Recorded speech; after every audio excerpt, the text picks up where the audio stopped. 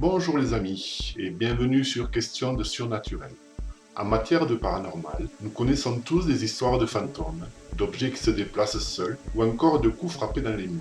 On parle en général de maisons hantées, de revenants ou d'esprits de défunts en colère, incapables de trouver le repos. Ces manifestations sont toujours terrifiantes et les personnes qui les subissent tentent de trouver des explications plus ou moins rationnelles. S'agit-il de phénomènes naturels ou surnaturels? Une fois les explications rationnelles écartées, il ne reste que les théories paranormales. On pourrait penser alors que les choses vont devenir simples et que pour toutes ces perturbations, il ne peut y avoir qu'une seule origine, un fantôme qui est venu s'incruster dans la maison. Malheureusement, le surnaturel est aussi vaste que le naturel et l'origine de ces problèmes peut être très variée. Toutefois, il existe deux possibilités qui reviennent souvent, ce sont les fantômes et les poltergeists. Les deux provoquent des effets similaires, bien que les poltergeists soient plus puissants et spectaculaires. Aussi, la question du jour va être: quelles sont les différences entre un fantôme et un poltergeist? Un fantôme, tout le monde sait ce que c'est. Il s'agit principalement d'une personne défunte dont l'âme resterait coincée volontairement ou involontairement parmi les vivants. Il est d'usage de penser qu'après la mort, notre âme part pour un autre monde, et cet autre monde est généralement qualifié de paradis ou d'enfer. Ainsi, on meurt, on traverse un grand tunnel lumineux, et on se retrouve dans un autre univers, rempli de lumière pour les gentils, ou rempli d'angoisse et de souffrance pour les méchants. Cependant, il arrive parfois que cette âme ne traverse pas ce tunnel, et elle reste coincée dans les lieux qu'elle a connus de son vivant, pour de multiples raisons. Ces lieux ne restant pas vides, elle va devoir cohabiter avec des vivants, et certaines âmes vont essayer de se faire remarquer. Soit parce qu'elles estiment qu'elles sont chez elles, et ne veulent pas d'intrus, soit parce qu'elles désirent faire passer un message, ou tout simplement dire qu'elles sont là. Elles vont alors déplacer des objets, chuchoter à l'oreille des occupants, ou tenter de se matérialiser pour apparaître. Pour cela, elles ont besoin d'énergie qu'elles vont puiser chez les occupants, mais aussi dans les appareils électriques. C'est pour cela que ces manifestations n'auront lieu qu'avec des personnes à proximité. On identifie facilement ce captage d'énergie par une baisse sensible de température ambiante. Malgré tout, les effets provoqués resteront faibles. Ce sera par exemple une porte qui s'ouvre, un objet qui bouge ou qui tombe, un robinet qui s'ouvre ou des odeurs particulières. Le cas du poltergeist est totalement différent. De nombreux parapsychologues ont étudié ce phénomène depuis des années et ils ont trouvé un point commun pour tous les cas, la présence d'un enfant ou d'un adolescent perturbé à proximité. Le poltergeist a des effets très spectaculaires. Des meubles très lourds peuvent être projetés au travers d'une pièce, tout peut être retourné, des placards peuvent se vider, des vitres peuvent se briser, des pierres peuvent être jetées en apparaissant de nulle part, il peut y avoir des surtensions électriques et des coups sourds peuvent être frappés contre les murs. À première vue, on pourrait penser à un fantôme en colère, mais ce n'est pas le cas.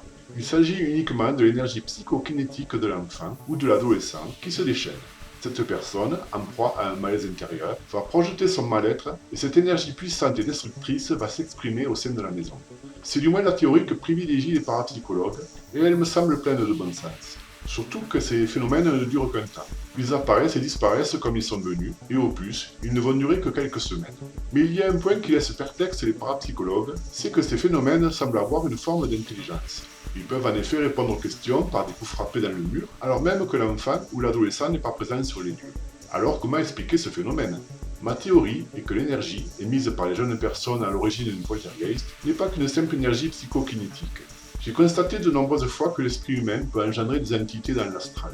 Je vous en avais déjà parlé dans mon épisode sur la vénération des défunts, où un clone astral de la personne disparue peut exister par la souffrance et la peine de ses proches. Ces entités ont une intelligence relative mais suffisante pour communiquer et agir dans le monde réel. Aussi, je reste persuadé que dans le phénomène de poltergeist, une entité est créée par la pensée de jeunes personnes.